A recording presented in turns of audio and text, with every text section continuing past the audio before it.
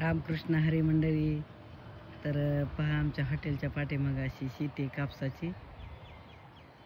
हे बघा किती कापूस फुटलेले. चला तर मी इथं आज वाती करायला कापूस न्यायला आलेले थोडासा. हा हे असं असतं कापूस ह्या पा झाडाला, आणि हे असं काढायचं वेचणाऱ्या बायका. चला तर म्हणलं आज नवीन कापसाच्या वाती करू म्हणलं. आज नागदेवे आहेत, तर आज कोणी पुरणाचे नागदेवे करतात, बाजरीचे करतात, कोणी पुरण घालते.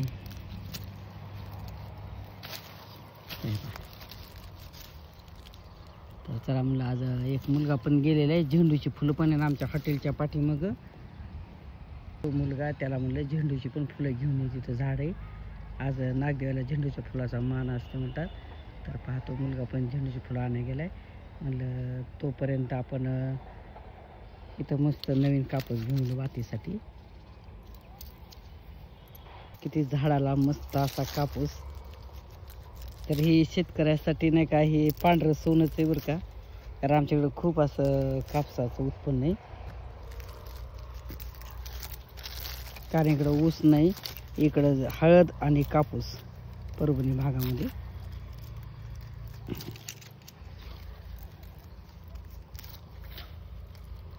चांगली लपकी बोंड घेली मी वातीसाठी.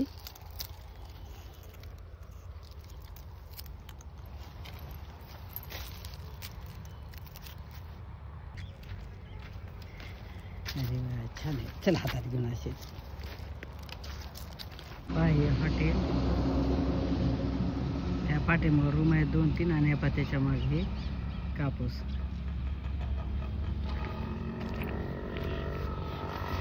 झाले मस्त.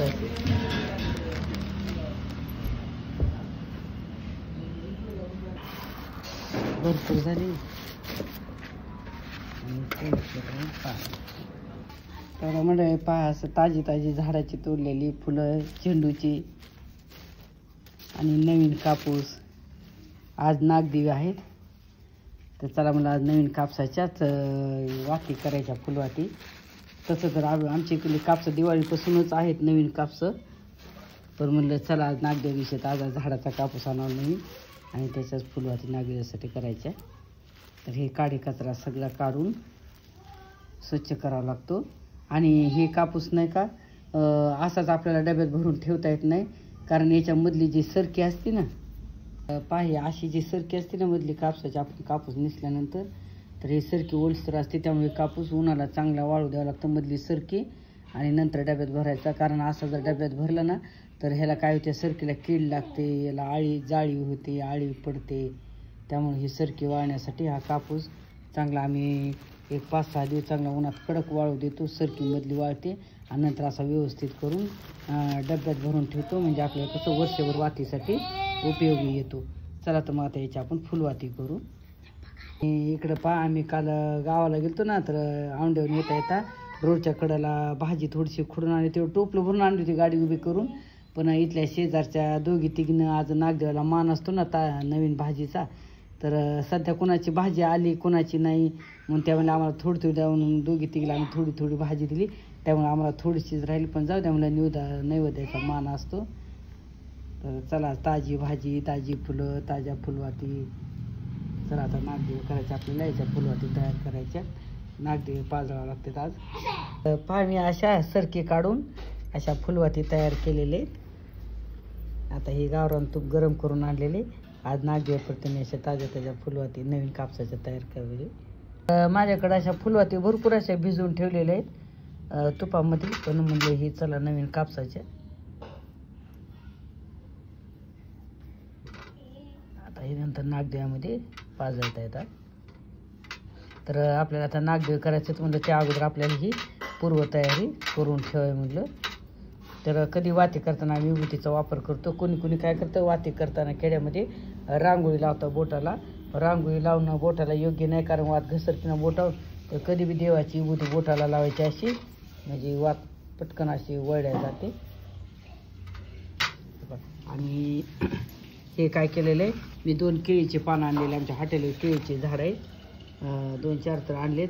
तर कारण कसं पहिल्या जुन्या काळात नाही का आपला जनावरं बैल गाई खायचा जे कडबा असतो ना ज्वारीचा, तर त्याचा पाला टाकत होते असे पातेल्यामध्ये, खाली ते पाणी टाकायचे, थोडंसं तेल टाकायचं आणि नागदेव उकडायचे.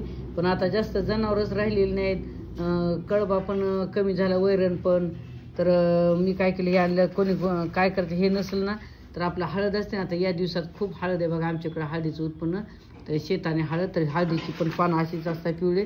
तर कोणी कोणी काय करतं, पातेल्याच्या बुडाला अशा हळदीचे पानं पण टाकते, वरून पाण्याने थोडंसं तेल टाकायचं आणि नागदेव उकडा टाकायचं. तर आणि कोणी केळीची पानं पण टाकते. तर त्याला म्हणलं मी केळीची पानं आणली. आमच्यात हळदीची झाडं पण आहेत, हॉटेलवर थोडीशी लांब होते. आणि वरी गच्चीवर पण मी एका डब्यामध्ये हळद लावलेलं आहे झाड, त्याला पण आहेत पानं. पण चला म्हणलं येता येता हळदीची पानं आणली. आता ही चांगली स्वच्छ धुवायची, धुईन खूप अशी घाण झाली, स्वच्छ धुवून पातेल्यामध्ये टाकून याच्यामध्ये मी नागदेव उकडायला घालणार आहे. तर चला म्हणलं त्या अगोदर अशी पूर्वतयारी करून ठेवावी थोडीशी. तर मी काय करणार आहे, ह्या शेगडीवर मस्त लाकडाच्या शेगडीवर नागदेव उकडायला घालणार आहे. तेव्हा शेगडी पण चार्जिंगला लावली होती, चार्जिंग फुल करून ठेवलेली. तर चला तर मंडळी, आता मग बाकी सगळी तयारी केली, तुम्ही व्हिडिओमध्ये पाहिलेलंच आहे. ताजी ताजी हरभरा भाजी, नवीन कापूस, समजा झेंडूची फुलं अशी ताजी झाडाची तोडून आणली, सगळी तयारी केलेली आहे. तर चला आता हरभऱ्याची भाजीचा नैवेद्य असतो आज नागदेवाला. तर त्यासाठी मी काय केलेलं आहे, शेगडी पेटवलेले लाकडे आणि त्याच्यावर काय केलेले, समजा प्रत्येकाची करण्याची पद्धत वेगवेगळी असते. तर म्हणलं चला मी काय केलं, एक मुठभर शेंगदाणे घेतले, 5-6 मिरची घेतली, लसण घेतला आणि सगळं एकत्र कढईमध्ये छानपैकी भाजलं, थोडंसं तेल टाकून परतून घेतलेले. आणि आता मी हे काय करणार आहे, परतून घेतल्याच्यानंतर हे दगडी खलबत्ता मी अगोदरच धुवून ठेवलेला होता आणि दगडी खलबत्त्यामध्ये मी चांगलं हे ठेसून घेणार आहे. या 5 आरडाबरडा ठेसा केला आणि ज्या कढईत आपण भाजलं ना त्याच कढईत आणखीन तेल टाकलं, त्या जिरं मोहरीची फोडणी केली, कारण लसण आपण वापरलेला होता भरपूर याच्या मिरचीत. तर आता ही ठेसा थोडासा परतला आणि भाजी पण मी धुवून निथळायला ठेवलेली होती. आणि मग ही भाजी, आणि मी काय केलं, सकाळीच मुगाची डाळ भिजत घातली होती, थोडीशी मुठभर मुगाची डाळ पण टाकली, थोडासा वाढवा पण होते आणि छान पण लागते. डाळीनं नाही टाकली तरी चालते किंवा लाल तिखटाची केली तरी चालते आपल्या आवडीनुसार. तर चांगलं मीठ हे टाकून परतून घेतली आणि थोडंसं झाकण टाकलं, 2 मिनिट डाळ चांगली वाफून निघते म्हणून पुन्हा उघडून पाहिलं. तर चांगली बऱ्यापैकी वाफून निघलेली होती भाजी.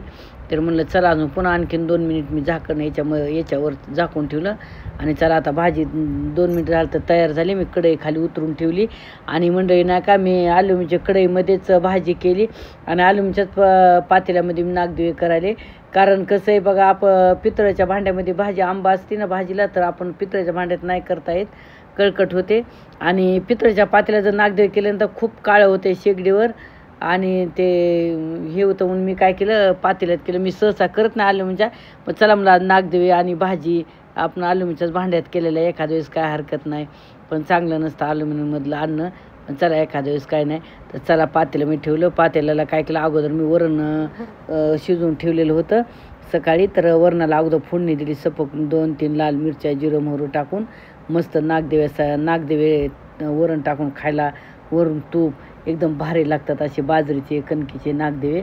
तर त्यासाठी थोडंसं पातळच वरण लागतं. तर मी थोडंसं पाणी घातलं, थोडं घट्ट वाटलं, पुन्हा आणखीन थोडंसं मी पाणी घातलं, थोडंसं वाढवा केलं आणि आता मध्यम जास्त पातळ नाही आणि घट्टही नाही असं. आणि कणकी बाजरीच्या नागदेवाला नाही का वरून असं सपक वरून टाकायचं, तूप घालायचं, किती भारी एकदम टेस्ट लागते अशी. तर चला आता वरणाला फोडणी दिली, भाजी पण तयार झालेली आपली, वरण पण आता उकळेपर्यंत मी इकडं काय केलेलं आहे, एक कणकीचं पीठ पण तिमून ठेवलेलं आहे आणि बाजरीचं पण घट्ट नागदेव करण्यासाठी. कारण 5 बाजरीचे नागदेवाचा मान असतो, 5 सजगुऱ्याचा म्हणजे 11 नागदेव करतो आम्ही आता आपल्या पद्धतीने जिकडं तिकडं. तर चला वरण छानपैकी उकळायलेले. तर तोपर्यंत आता 5 मिनटं वरण उकळू द्यायचं. आणि आपण माझी सुनबाईनं काय केलं, वरण उकळलं आणि दुसऱ्या भांड्यात लगेच ओतून ठेवलं आणि तेच पातेलं पुन्हा शेगडीवर ठेवलं. त्याच्यामध्ये मी काय केलं, केळीची पानं घातलेले. आता जनावराची वैरणीचा कडबा मला भेटला नाही कुठं गल्लीत, तर म्हणलं जाऊ द्या, फिरेपर्यंत मी केळीची पानं होती आमच्या हॉटेलकडे त्याची पानं आणली, ती चांगली धुतली स्वच्छ आणि त्याच्यामध्ये काय केलं, खाली ठेवली, त्यात थोडंसं तेल टाकलं आणि त्याच्यावर हे असे नागदेव. आता कोणी आपली उभ्या साईजचे आरती कशी का असते आपली, त्या आरती साईजचे करते, कोणी बसक्या साईजचे करते, कसे आपल्या ह्याच्यावर. तर आपण मी बाजरीचे काय केलेले आहेत पूजेसाठी आणि कणकीचे काय केले, पटपट तर ह्या पाहिजे छानपैकी उकळलेली आहे. तर मस्त मी झाकण टाकून असे 5-5 मिनिट टाकून असे मस्तपैकी वापरलेत पहा. तर आता मी उकळले का नाही ते छानपैकी असं चमच्यानं पाहिलं तर मस्त असे जर शिजले ना तर असे मोकळे राहतात, तुटत नाहीत. तर पहा छानपैकी उकडून निघलेले आहेत. कारण हे जवळपास 20 ते 25 मिनटं ते उकडत होते छानपैकी. तर पहा मी वरचे 5 हे 5 ते आणि एक मोठा असे 11 काढले एका ताटात, थंड करायला ठेवले होते. तर त्याच्यात तुपाच्या वाती, मी गाईचं तूप होतं माझ्याकडं आणलेलं, तर गाईच्या तुपात अशा वाती भिजवल्या होत्या. तर प्रत्येक नागदेवात एक एक वात मी अशी ठेवली, म्हणजे 11 नागदेव मांडलेत ना ताटात, आणि त्यावर थोडंसं वरून तूप टाकलेलं आहे. तरी गावरान गाईचं तूप होतं माझ्याकडं आणलेलं. तर चला आता मी तयारी करायली. आणि बाकीचे पण नागदेव आम्ही खाण्यासाठी पण भरपूर करतो, नुसतं पूजेसाठी नाही. आम्ही दरवर्षी नाही का असं पातील पण नागदेव मस्त वरण तूप टाकून खातो दरवर्षी, पण छान वाटते. आणि नाही का मंडळी तसं आम्हाला सट नाही. आता काय आमच्या धर्मात सट नाही तसं काही नाही. आता धर्म सगळ्यासारखंच, पण कोणाकोणाला खंडोबा असते, सट असते, कोणी नवीन कांद्याची पात वांग खात नाही सट येईपर्यंत या. तर आम्ही खातोच 12 महिने, आम्हाला काय असं मोकळी काय हरकत नाही. पण चला सगळ्यासोबत आम्ही नागदेवाची पूजा करतो, नागदेव करून खातो. तर पाही झाडाची ताजी आणलेली झेंडूची फुलाची तयारी, आता सगळं बाकीची तयारी करून आपल्याला आता नागदेव पाजळायचे. कारण 5-5:30 वाजून गेल त्या, मला सगळं सामान जमा करायला थोडासा उशीरच झालेला होता. तर चला आता हे पण तयारी. आणि हा विभूतीचा खडा आहे, आणि ह्या मी नाही का वाती करताना विभूतीचा वापर करते. तर ह्या अशी तयारी. आणि चला आता देवापुढं मी सगळे नैवेद्य मांडले, बालुशाही, पेढा, माझ्या नातवाचा, पोरींचा, नातवींचा बालुशाही म्हणतात ना, तर असं मांडले. पुन्हा नागदेव मांडले एका ताटात नैवेद्य. तर सगळी व्यवस्थित अशी मस्त पूजा केली. तर मंडळी कसा वाटला आमचा आजचा छोटा नागदेवाच्या पूजेचा व्हिडिओ, आवडल्यास कमेंट करून सांगा. आणि तुम्ही जर माझ्या चॅनलला नवीन असाल तर लाईक करा, शेअर करा, आणि न विसरता सबस्क्राईब करा. आणि इकडं पहा नागदेवाची पूजा झाल्याच्यानंतर सुरी किंवा काही पण असं असलं ना तर त्या दिव्यावर धरायचं, आणि ते काळं होतं ना ते दुसऱ्या दिवशी सकाळी आपण काजळासारखं डोळ्यात घालायचं. तर मान आहे असा. तर पेपा मी सुरीवर पण थोडंसं हे करून ठेवलं. आणि दुसऱ्या दिवशी सगळ्यांना हा व्हिडिओ तुम्हाला मंडळी नागदेवाच्या दुसऱ्या दिवशी म्हणजे चंपाषष्ठी दिवशी येईल. कारण आदल्या दिवशीचा व्हिडिओ दुसऱ्या दिवशीच टाकतो आम्ही. तर हा व्हिडिओ तुम्हाला चंपाषष्ठीच्या दिवशी येईल. आणि मंडळी थोडंसं वेळेला कमी जास्त रेंज असते नसते, थोडासा वेळेवर पण येत नाही, थोडा कमी जास्त वेळ होते, तर तुम्ही समजून घ्या. चला तर मग झाली मस्त आता सांग पूजा नागदेवाची. आता मस्त गरम गरम नागदेवे वरण मस्त खायला मंडळी या तुम्ही पण, तुमची पण पूजा झाली असेल. चला तर मग हे असे मस्तपैकी सगळी दिवे पाजळले हे सगळे. चला पुन्हा भेटू पुढच्या व्हिडिओमध्ये. धन्यवाद. रामकृष्ण.